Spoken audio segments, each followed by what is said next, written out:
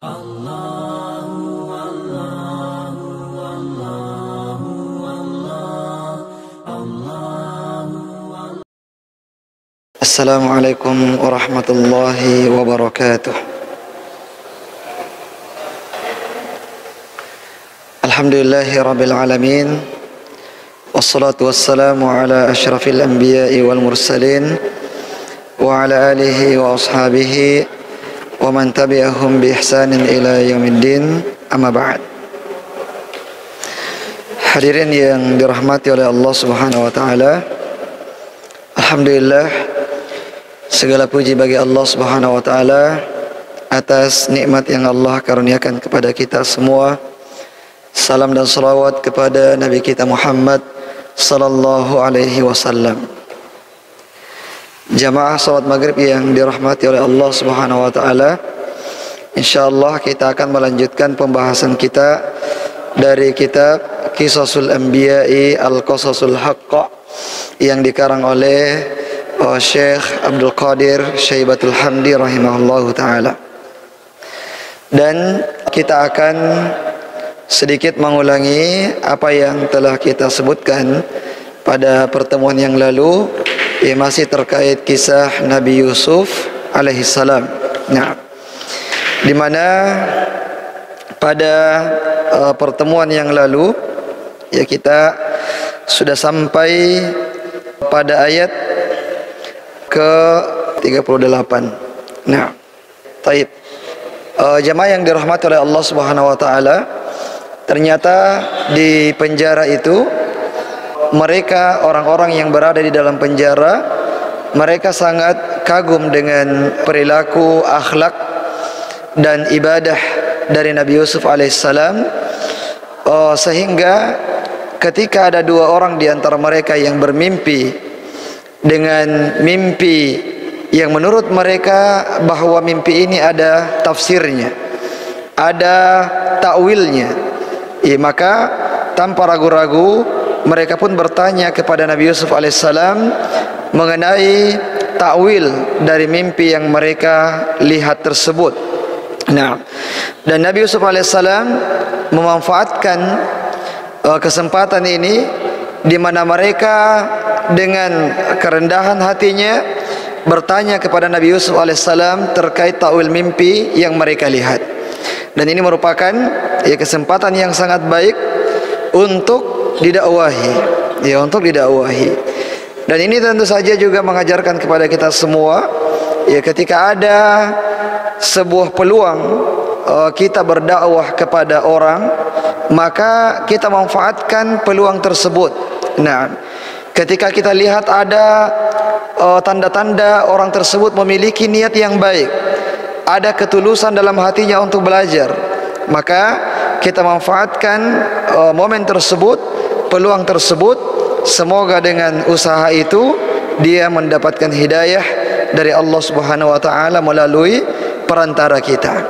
Nah, dan di sini Nabi Yusuf alaihissalam, sebagaimana yang kita sebutkan sebelumnya, bahwa beliau tidak langsung menafsirkan mimpi yang mereka lihat itu, tapi Nabi Yusuf memulainya dengan muqaddimah, memperkenalkan diri beliau, bahwasanya beliau adalah seorang nabi yang diutus oleh Allah Subhanahu wa taala, begitu pula dengan ayahnya, kakeknya, yaitu Nabi Yakub, Nabi Ishak dan Nabi Ibrahim alaihissalam. Nah, kemudian di ayat yang ke-39 Allah berfirman, ya sahibayis sijn a'arbabun mutafarriquna khairun amillahul wahidul qahhar. Setelah beliau memperkenalkan dirinya bahwa beliau adalah seorang nabi, kemudian beliau mengingatkan tentang Tuhan mana yang baik untuk disembah. Apakah Tuhan yang baik disembah itu adalah Tuhan yang satu, yang maha perkasa, yang maha mengetahui, ataukah Tuhan-Tuhan yang banyak, berhala-berhala yang banyak, yang dimana itulah keyakinannya, akidahnya orang-orang Mesir di zaman Nabi Yusuf alaihissalam, di mana mereka menyembah banyak Tuhan, di mana mereka menyembah banyak berhala-berhala. Nah, diajak mereka untuk berfikir bahwasanya apa yang kalian sembah itu tidak lebih baik daripada apa yang saya sembah, yaitu Tuhan semesta alam yang satu saja. Nah, kemudian di ayat berikutnya Allah Subhanahu wa taala berfirman, "Ma ta'buduna min dunihi illa asma'an sammaytumuha antum wa aba'ukum ma anzalallahu biha min sultan inil hukmu illa lillah amara an la ta'budu illa iyyahu dzalika ad-dinul qayyim walakinna aktsaran nasi la ya'lamun." Ya, jadi apa yang disembah oleh mereka di zaman itu hanyalah nama-nama yang dibuat oleh nenek moyangnya. Ada Tuhan ini, ada Tuhan itu. Semua itu hanyalah nama-nama yang dibuat oleh manusia sendiri. Tidak ada petunjuknya dari Allah Subhanahu wa taala terkait Tuhan-Tuhan tersebut. Sebagaimana juga Tuhan-Tuhan yang disembah oleh orang-orang musyrik, ada dewa ini, ada dewa itu, dewa matahari, dewa kesuburan, dewa apalagi dan sebagainya. Itu semua hanyalah nama-nama yang dibuat oleh manusia. Nah, dan itu tentu saja sebuah kesesatan yang nyata dan banyak manusia yang tidak mengetahuinya. Adapun Tuhan yang disembah oleh Nabi Yusuf alaihissalam, dialah Tuhan yang mengajarkan Nabi Yusuf takwil mimpi. Naam, Nabi Yusuf alaihissalam tidak menyandarkan kemampuannya dalam menakwilkan mimpi itu kepada dirinya sendiri. Tapi apa yang dimiliki oleh Nabi Yusuf alaihissalam dari kemampuan menakwilkan mimpi itu semuanya bersumber dari Tuhan yang Maha Esa, yaitu Allah Subhanahu wa taala. Setelah menjelaskan itu semua, bahwa kemampuannya Nabi Yusuf berasal dari Allah, kemudian tentang dirinya sendiri bahwa dia adalah seorang nabi, kemudian tentang Allah Subhanahu wa taala yang berhak disembah satu-satunya, barulah kemudian Nabi Yusuf masuk pada penjelasan tentang takbir atau takwil dari mimpi yang mereka lihat tersebut. Ayat 41 Allah Subhanahu wa taala berfirman, "Ya sahibayis sijn, amma ahadukuma fayasqi rabbahu khamra wa amma al-akharu fayuslabu fata'kulu at-tayru min ra'sih qudiyal amru alladhi fihi tastaftiyan." Inilah tafsirnya, inilah takwilnya, ta'birnya mimpi yang mereka lihat itu, bahwasanya salah satu di antara mereka itu akan bebas dari penjara dan akan kembali bertugas sebagai pelayan raja. Dia keluar dari penjara dan kemudian diangkat menjadi pelayan raja yang bertugas untuk memberikan minuman anggur kepada atau khamr ya kepada raja. Dan adapun yang lain, dia akan dihukum bunuh, ya dieksekusi mati oleh raja, dan dia akan digantung, kemudian akan datang burung-burung kemudian mematuk kepalanya sampai meninggal dunia. Nah, dan di sini Nabi Yusuf alaihissalam tidak menyebutkan bahwa kamu yang akan selamat dan kamu yang akan dieksekusi mati. Nah, untuk menjaga perasaan orang yang ditakdirkan bahwa dia adalah orang yang akan dieksekusi mati. Tapi iya, meskipun tidak disebutkan namanya, mereka bisa memahami dengan sendiri, ya berdasarkan korelasi mimpinya itu. Ya, kalau mimpinya seperti ini, dia bawa roti di atas kepalanya kemudian datang burung-burung, berarti mungkin ya tafsirnya ini adalah dialah yang akan digantung kemudian datang burung-burung dan mematuk kepalanya. Nabi Yusuf alaihissalam membiarkan mereka sendiri yang menyadari ya, mana yang lolos, mana yang keluar dari penjara, dan mana yang akan dieksekusi mati oleh sang raja. Nah, kemudian Nabi Yusuf mengatakan, qudil amrul ladzi fihi tastaftiyan. Ini merupakan takwil yang pasti akan terjadi. Iya, yang pasti akan terjadi. Bukan sekadar penafsiran yang mungkin akan terjadi, mungkin seperti ini, tapi ini adalah penafsiran yang hak, yang tidak ada keraguan di dalamnya.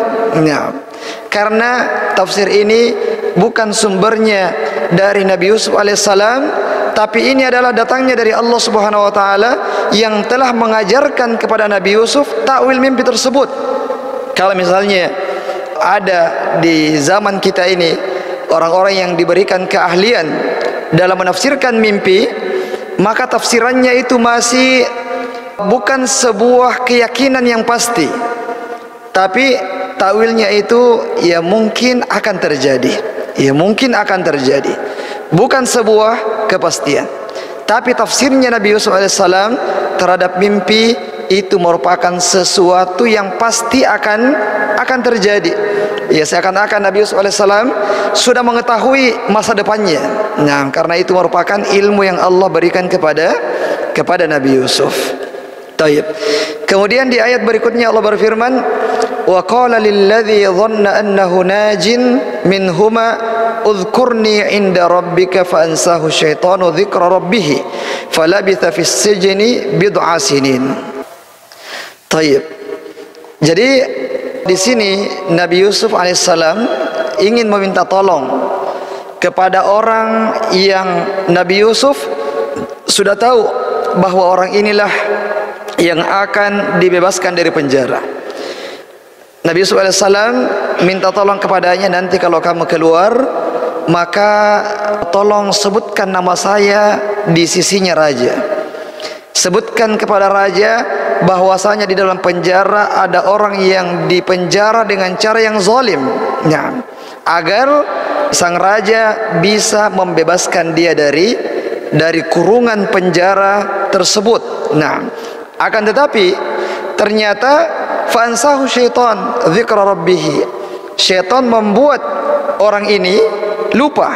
Ya, pada saat dia sudah keluar dari penjara dan betul dia diangkat menjadi pelayang raja.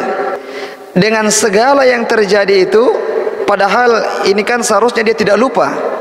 Karena Nabi Yusuf sudah menafsirkan mimpinya, dan mimpinya dan takwilnya itu terjadi 100% sama.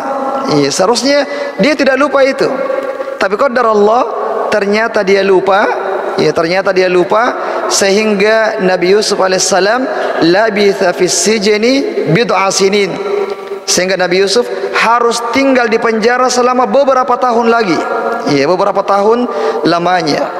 Dan kalimat bid'a dalam bahasa Arab itu jumlah 3 sampai 9 tahun. Bid'a sinin, beberapa tahun, itu 3 sampai 9 tahun. Ya, sebagaimana misalnya dalam surah Rum, gulibatir Rum fi adnal ardi wa hum min ba'di ghalabihim sayaglibun.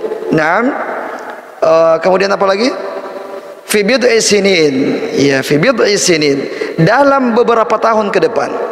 Dan ternyata setelah 9 tahun ayat tersebut turun, Romawi mengalahkan Persia.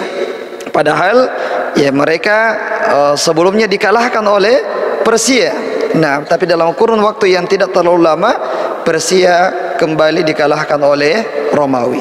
Begitu pula dengan Nabi Yusuf alaihissalam, beliau masih harus tinggal selama 7 tahun setelah keluarnya orang tersebut. Nah, setelah keluarnya orang tersebut. Dan di sini juga berkata penulis rahimahullahu taala bahwa waqad asnada Allahu amra hadzal nisyan ila syaitan haitsu qala fa ansahu syaitanu dzikra rabbih. Allah Subhanahu wa taala menyandarkan lupa ini kepada syaitan. Ya, dengan Allah mengatakan syaitan menjadikan dia lupa untuk mengingatkan sang raja bahwa di penjara itu ada orang yang terzolimi. Nah, dan ini menunjukkan bolehnya untuk menyandarkan keburukan-keburukan itu kepada syaitan. Ya, terjadi sesuatu itu karena talbis iblis, itu karena godaan syaitan. Dan tentu saja tanpa menafikan kita juga ada nafsu la'ammaratun bisu' yang senantiasa menyuruh kepada keburukan. Tapi jangan pernah kemudian menyandarkan keburukan itu kepada Allah Subhanahu wa taala. Dia lupa gara-gara Allah menjadikannya dia dia lupa. Dia kena terjatuh dalam maksiat, kemudian mengatakan ini karena Allah sudah menakdirkan dia berbuat maksiat.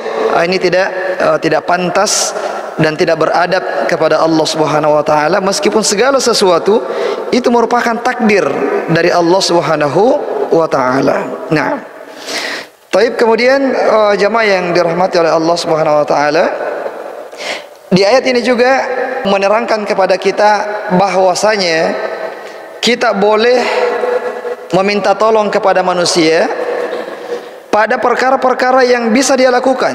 Nah, dan ini tidak bertentangan dengan yang namanya tawakal itu. Nabi Yusuf alaihissalam masuk ke dalam penjara, dan bukan berarti Nabi Yusuf bertawakal di dalam penjara begitu saja. Tapi kalau ada jalan untuk Nabi Yusuf bisa keluar dari penjara itu, maka beliau lakukan. Ya, dan ini adalah kesempatan ini. Ada orang yang mau keluar dari penjara, dan Nabi Yusuf sudah menolongnya, memberikan takwil mimpi kepadanya, maka Nabi Yusuf minta tolong kepadanya.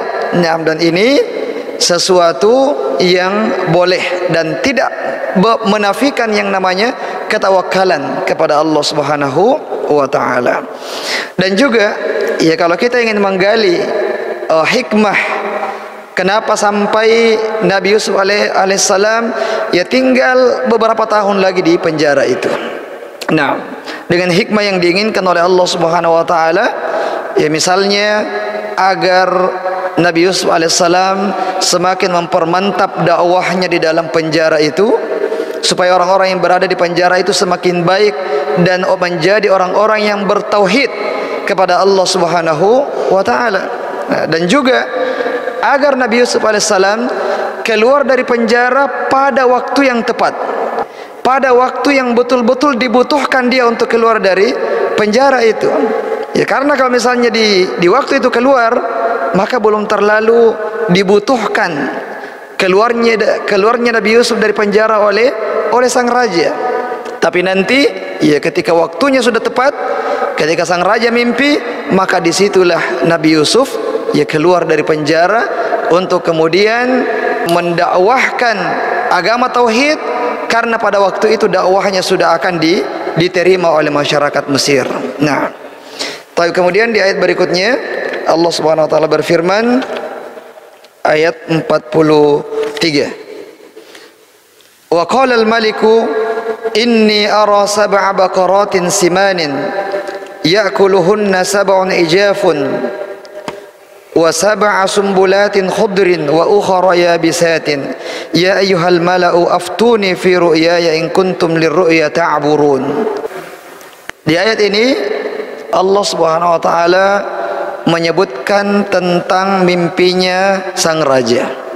Setelah beberapa tahun berlalu, ya 7 tahun berlalu setelah orang ini keluar, kemudian Raja Mesir bermimpi dengan mimpi yang sangat aneh.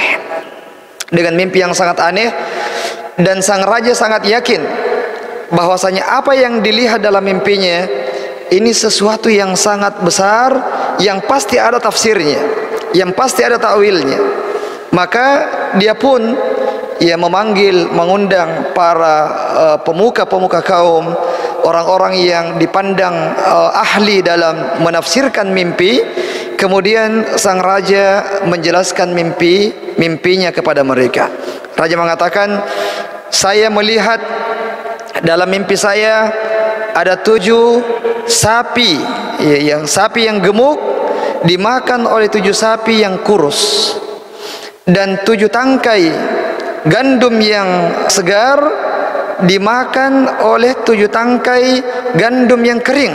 Nah, maka silahkan takwilkan kira-kira apa takwil dari mimpi saya ini.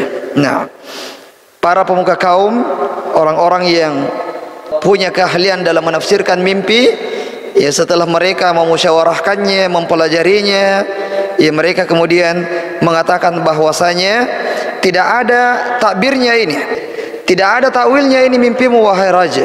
Nah, mimpimu ini adalah mimpi yang kosong, cuman mimpi bunga tidur saja, yang tidak ada maknanya. Nah, Dan itu yang disebutkan pada ayat berikutnya. Allah berfirman, qalu adghathu ahlam wa ma nahnu bi ta'wilil ahlami bi'alimin. Kami para penawil mimpi, ya kata mereka, itu hanya mampu menakwilkan mimpi yang memang betul-betul mimpi tersebut bermakna. Kalau mimpi yang kosong, ya maka sehebat apapun kita itu tidak akan mampu menafsirkan yang namanya mimpi yang kosong, karena itu cuman bunga tidur saja, ya, datang dalam tidur kita kemudian berlalu dan tidak akan ada yang terjadi. Nah, tapi sang raja, dia tidak percaya dengan hal ini karena dia sangat yakin bahwasanya mimpi ini sangat azim, sangat besar ini. Ya, pasti ada sesuatu yang besar yang akan terjadi di masa yang akan datang.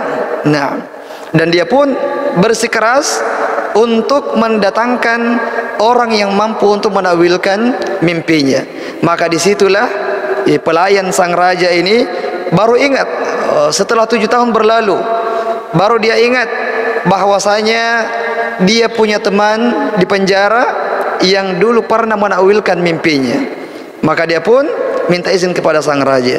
Dan ini yang Allah sebutkan di ayat berikutnya, wa qala alladzi naja minhuma waddakara ba'da ummatin ana unabbiukum bita'wilihi fa'arsilun.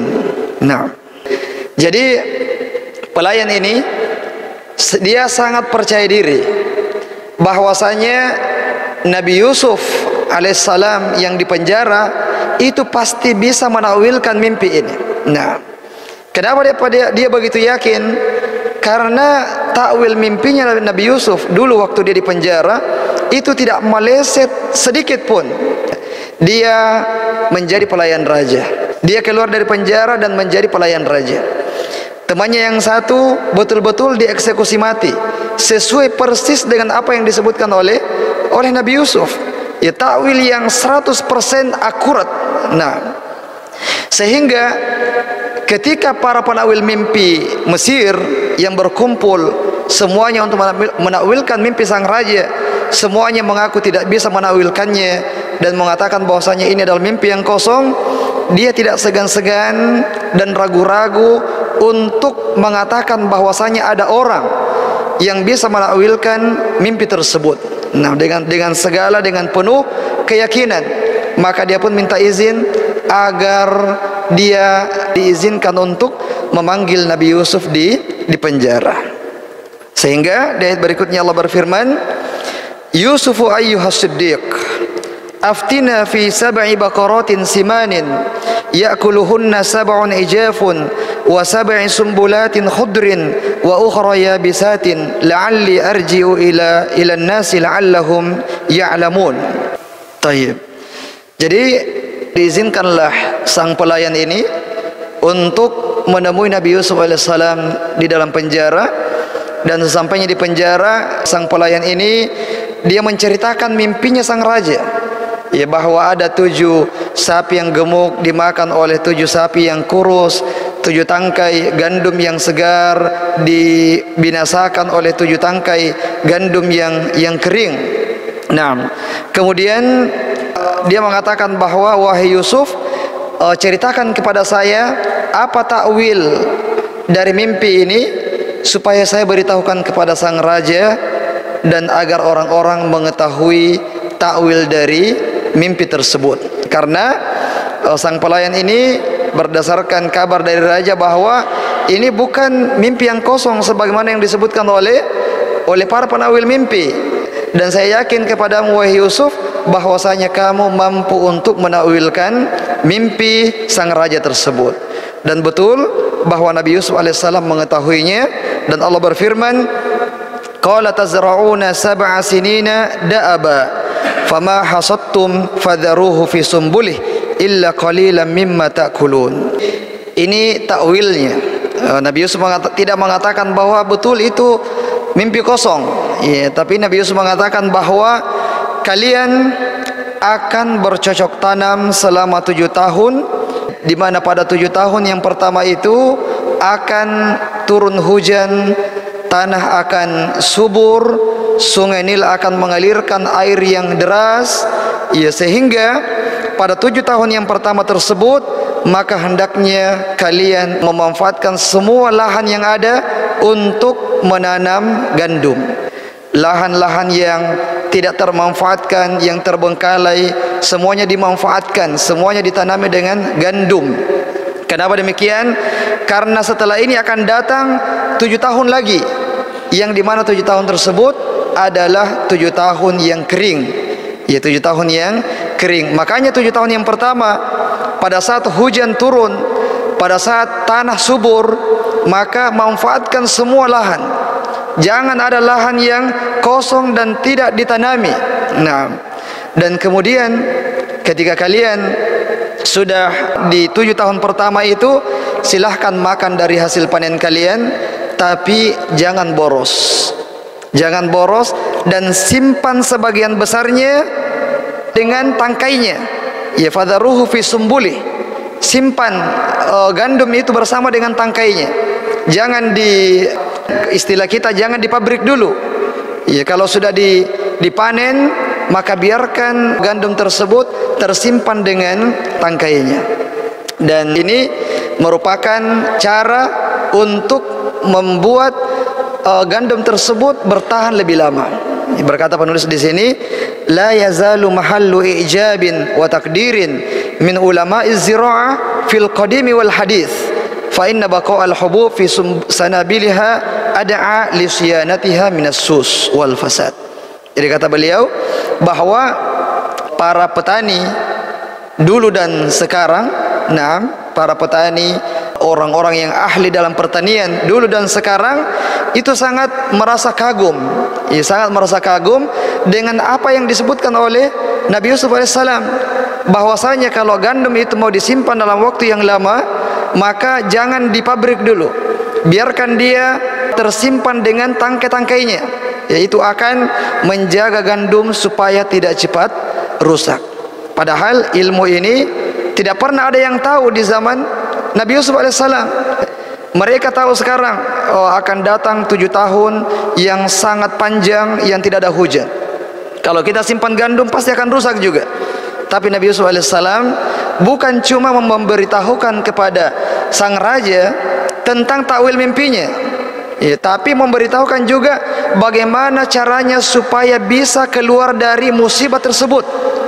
Jadi takwil mimpinya itu cuman 7 sapi dan 7 tangkai itu artinya adalah akan datang 7 tahun yang subur, kalian akan memanen gandum yang sangat banyak.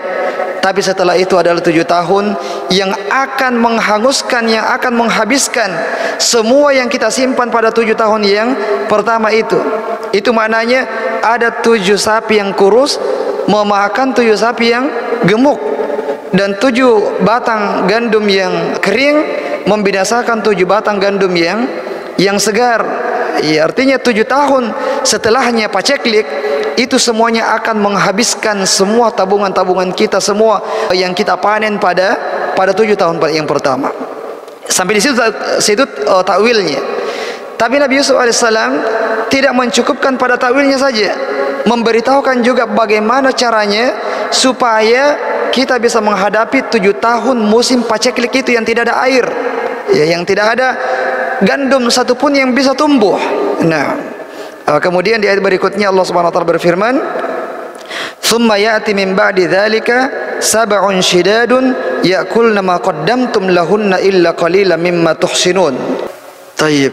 Jadi apa yang kita simpan, apa yang disimpan oleh penduduk Mesir di 7 tahun pertama, kalau mereka tidak mengamalkan idenya, usulannya Nabi Yusuf alaihissalam menyimpan gandum bersama dengan tangkai-tangkainya, maka itu hanya bertahan beberapa lama saja.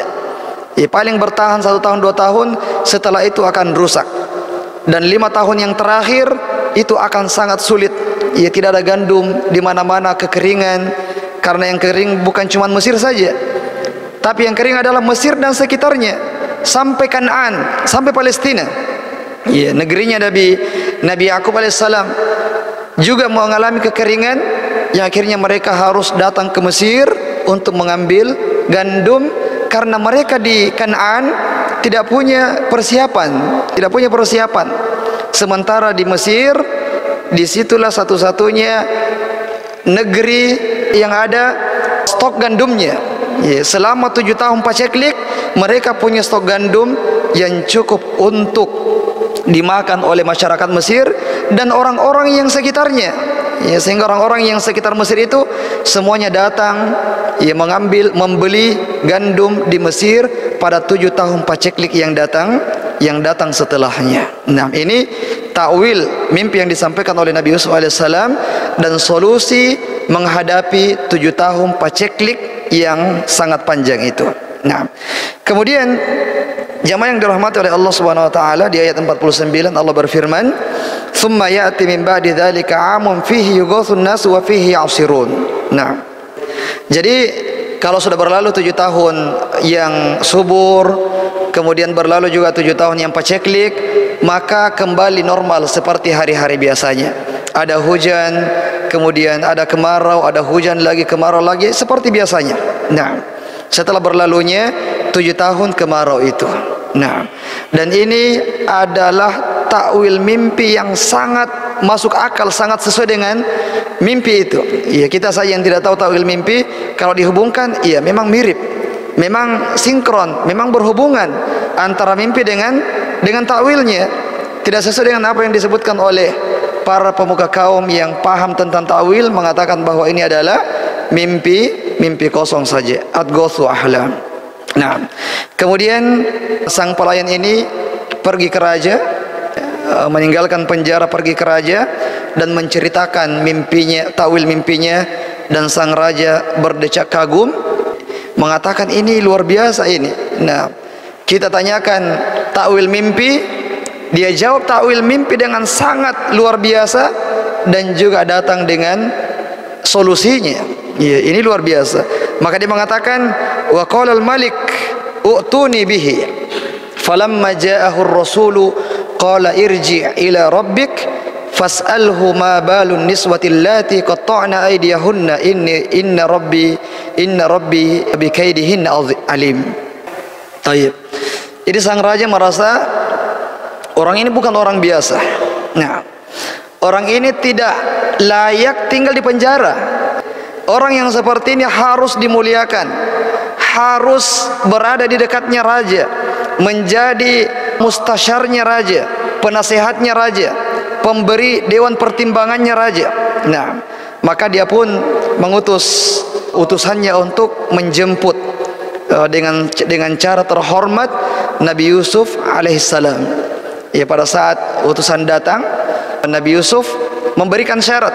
Ya, luar biasa. Saya bebas, tapi ada syaratnya. Biasanya itu orang tidak begitu. Lepas alhamdulillah, langsung lepas, tidak ada syarat-syarat. Nabi Yusuf memberikan syarat. Nah, dia mengatakan, ya pulanglah dulu ke raja.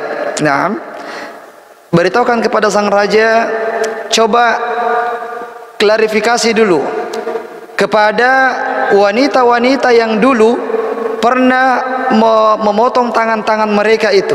Nah, pada perkara yang gara-gara itulah saya masuk ke penjara ini. Nah, sesungguhnya Tuhanku mengetahui tipu daya mereka.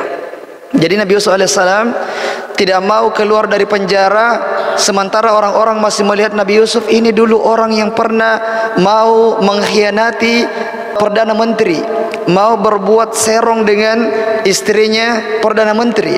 Karena itulah yang ada di benaknya masyarakat.